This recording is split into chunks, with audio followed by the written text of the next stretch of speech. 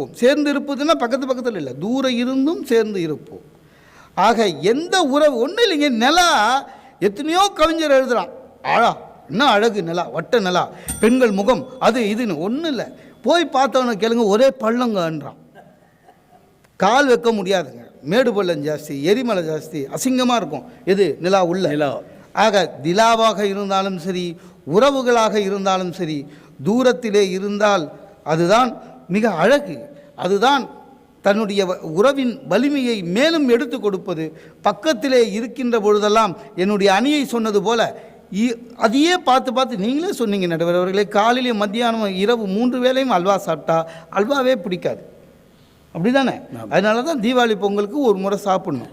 ஆகவே உறவுகள் என்பது பிரிந்து இருக்கின்ற பொழுது உறவுகள் வளர்கிறது, வலிமை பெறுகிறது என்று கூறி வாய்ப்புக்கு நன்றி பாராட்டி விடைபெறுகிறேன்.